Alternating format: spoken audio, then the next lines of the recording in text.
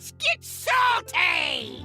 Everyone, and welcome to This Week in Hearthstone, the 28th edition, our weekly news recap series where we take a look at the news and events in the Hearthstone world in the past weekend. There's so much going on right now with the whole expansion coming up that there's bound to be a bunch of stories and some controversy, so let's take a look at what the stories will be in this week's episode. So first, we got nerfs coming. We have nerfs, or very likely to have nerfs coming. We'll talk about that and what the likely targets will be. There was a big controversy over wild cards, specifically Stonetusk, Boar, and Bluegill Warrior being effectively nerfed. We'll talk about that as well. And the third story is that the esports scene, they have the whole prize pool released for latest Masters Tour, and things are not looking good for the esports scene. It's getting worse and worse.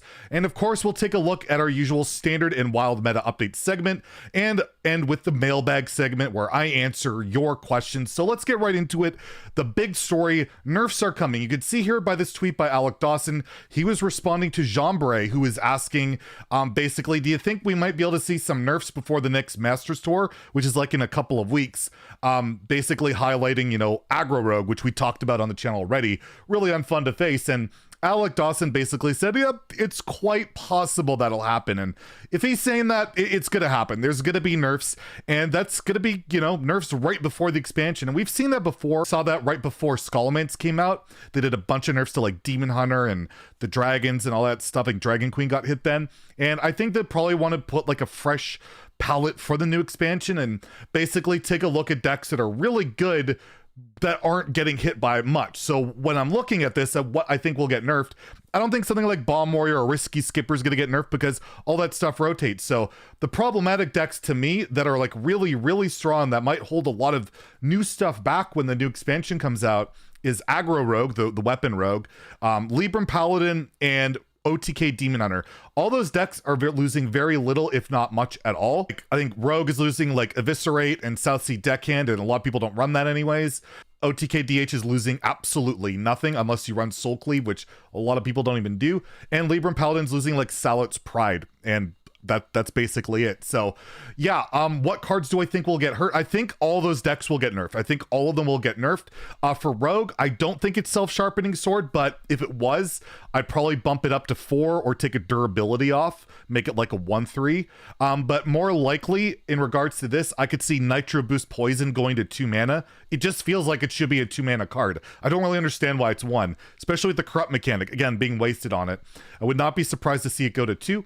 And the other card in the deck is Penflinger. A Penflinger I could see getting hit. I haven't tweeted this recently. My suggestions, if you were to nerf Penflinger Broom, Penflinger, I would just change it, and I think a good idea to change it is that it can't go face. It keeps the same spirit of it. You can replay it over and over for 1 mana, but it can't target face. You can just only use it to control the board. We'll talk about Broomstick in a second as well. But yeah, for Penflinger, I think that'd be a good hit because not only does it hit Aggro Weapon Rogue, it would also hit Libram Paladin, as I mentioned. And I think that deck has a chance to be very oppressive going forward because basically dominates any board-centric strategy outside of like a token druid deck. And they're losing Savage Roar. So there's a lot, a lot of stuff going on, a lot of moving parts. And I feel like if you hit Penflinger in that deck, and then you also, like I mentioned, animated Broomstick, instead of giving every minion rush for 1 mana, maybe you make it give adjacent minions 1 rush, right? Like 2 minions, rather than just bumping it up to 2 mana. So that's how I would hit Libram Paladin. You effectively, by nerfing Penflinger and Broomstick, you're nerfing that deck as well.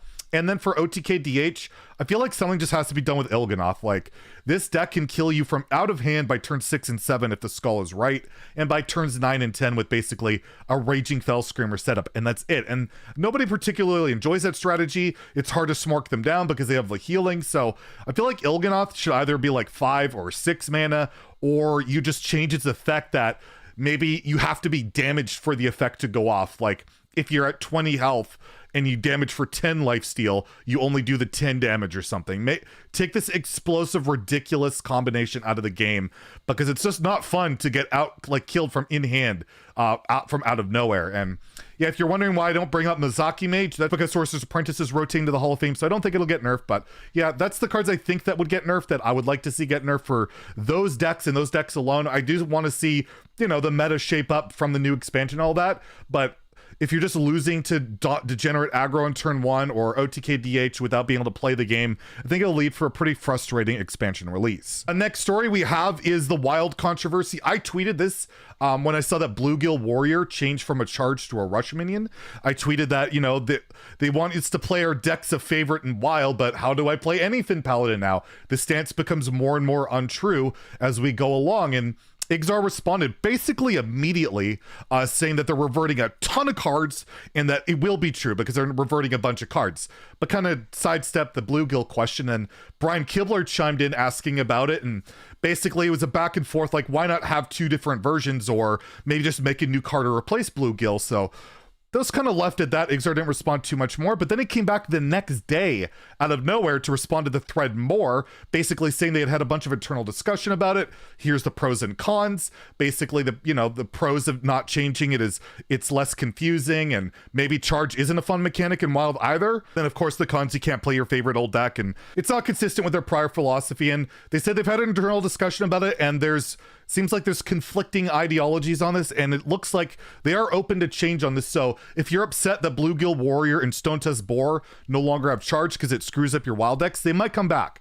They might come back sooner than later. And of course, when they do rotate to Wild, say they're not in next year's core set, the rush versions, then they'd probably revert it then too. But I think going forward, if they're going to fundamentally change a card like this, they should do it like what they did with the Dragons. Just make 2 copies. You kind of make everyone happy. Yes, it's a bit cluttered, but I don't think in the grand scheme of things it makes a big deal. So hopefully they come around and do make other versions of Bluegill and Stonetusk. But it's really awesome to see Ixar and the team being so communicative, so open to our arguments, that they literally came back twice in 2 days to like hear us out and give us their side of the story, and that they're listening and considering, you know, alternatives. So that's great.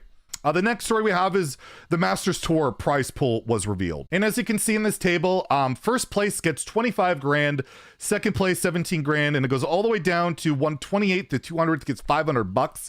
You don't pay to show anymore because there's more than 200 entrants, and I guess they don't, you don't have to travel anymore. It's all at home because of the pandemic and all that. But when Dog won Masters Tour Las Vegas, he won $100,000. This prize pool doesn't even consist of that. The prize pool has gone down so much, it's really startling, and a lot of pro players are outright quitting because it's just not worth their time.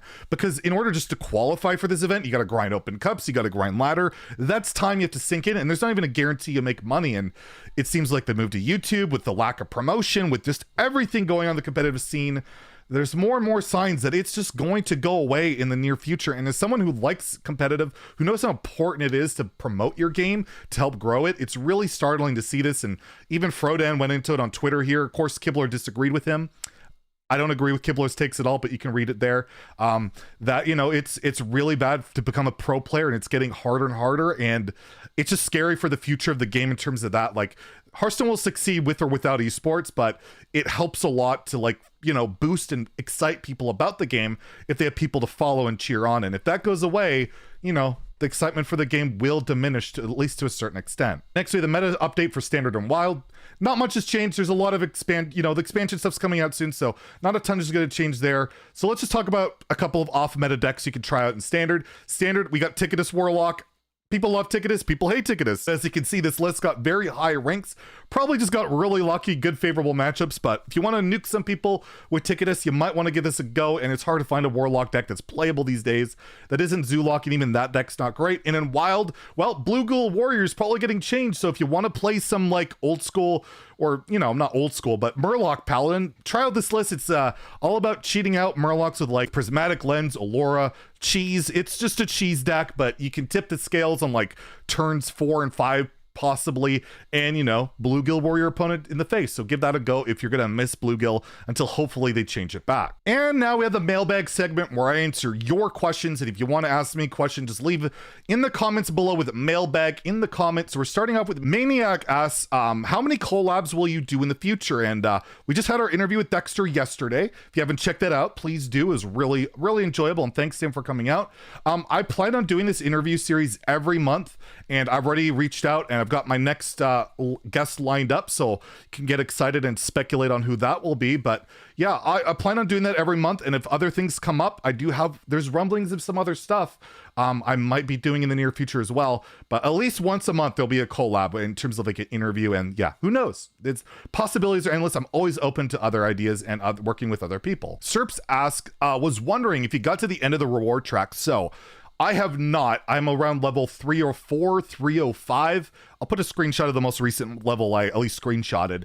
And I'm not quite there yet. I should get there before the next expansion. And I do plan on doing like a full review of the battle pass, a retrospective of everything that went on and where we're at. Is it good now? All that. We'll have a review coming up probably in the next week or so, especially after I probably hit the max level that'll come out, and what I would like to see and all that stuff from the next rewards track, because who knows what it's going to be, right? So we got to keep them honest. We got to keep on them. But overall, yeah, progressing pretty well and should hit that max level pretty soon. Ratsmith's channel asks, when will you no longer be salty? It's destroying my family. I guess your family is screwed, because I have no idea how not to be a little baby when I'm losing in Hearthstone. So yeah, if you check out the stream where some of the highlights on H's Daily Moments, I'd start looking for a new family. It's gonna be pretty rough. Clue asks, why did Blizzard replace Stupid Totem instead of Idiot Totem? Or sorry, Spell Damage Totem. I just saw the Idiot and assumed Stupid. Well, mainly because when they roll spell damage totem, you're like, it's stupid. Why do they do that? I think they wanted to get rid of more of the high roll aspect of the totems, right? A lot of the times when you roll spell damage, it could just be game winning. So maybe they're trying to limit it on that. But yeah, it's the best totem. It's usually the most effective, and it's going to hurt Shaman and Wild, like with even Shaman and all the spell damage stuff there. So I don't know. We'll have to wait and see. We'll probably get a better idea as, you know, we see more Shaman cards. But as of now, my assumption is, yeah, getting rid of that variance a little bit and making it a little less tilting. But yeah, it's removing the power level, at least in my opinion as well. And lastly, Adam asks, can This Week in Nova become a new segment on the show? Well, Nova, what do you think? What do you think? Do you want your own segment on the show? People seem to be really liking. Do you have anything you want to say? No? Nothing? She's purring, but I don't know. What do you guys think? What should Nova be doing on the show? Because she's always keeping me in check. She's always keeping me in line. She's always yappy, but not around the mic. But we'll show her off. She wants to say hello. Nova, do you want to go say hello to them? Here, she'll come say hello to you guys. And yeah, that's This Week in Hearthstone. I hope you all had a great time. Nova says hello. I don't know. Maybe she'll have her own segment next week as well. If you enjoyed the video, please like and subscribe. Have a great day. And stay salty, my friends. You want to wave bye? No. We'll see you guys next week. Bye.